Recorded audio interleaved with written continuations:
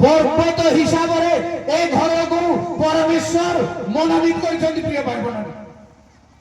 कथा बहुत अच्छी पर्वत रे परमेश्वर अनेक काम गोटे नुह दुईटा नुह आरंभ शेष पर्यंत परमेश्वर कार्य केवल पहाड़ उपरे अर्थात मंदिर रे अर्थात परमेश्वर गृह रे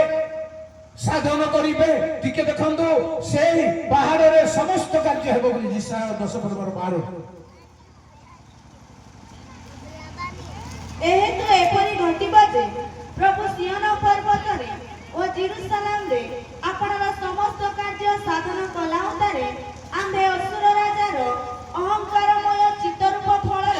ओ तार उच्च दृष्टि रूप आडंबरर प्रतिफल देबा सब काम परमेश्वर पहाड़ से पहाड़ मंडली से मंदिर मंडली आपण से घर प्रिय भाई मैंने से मंदिर से घर से प्रार्थना गृह जीसु ख्रीस्ट एवं मंडली दुईटा भी लास्ट में कही रखी आपण जहन समाचार 2 पर्व 21 जय सर्वशक्ति से अपना शरीर रूप मंदिर संबंधरे कहूथि थैंक यू जो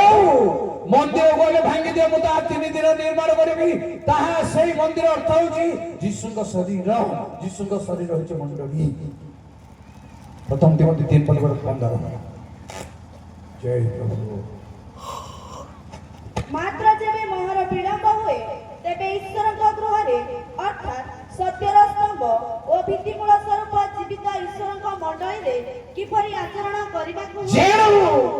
ताहा होची ईश्वरଙ୍କ गृह सेही मंडली प्रिय भाई बहन माने उपासना गृह मंडली कारण परमेश्वर नगरी कौन मंदिर देखली ना मेष शावक परमेश्वर ही मंदिर स्वरूप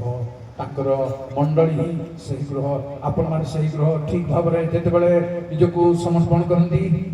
परमेश्वर निकट में जितेबाला निजक प्रकृत भाव में समर्पण करवा भाई बहन माने तेबे आमे तांकर घर हेई परिबा तांको लोक हेई परिबा आमे ही से घर शेष कथा कहबी आपनको एप्रिल 3 पर्व 6 जय प्रभु किंतु कृष्ण ताहाଙ୍କ गृह उपरे पुत्र स्वरूपे विश्वास अटंती जदि आंधे माने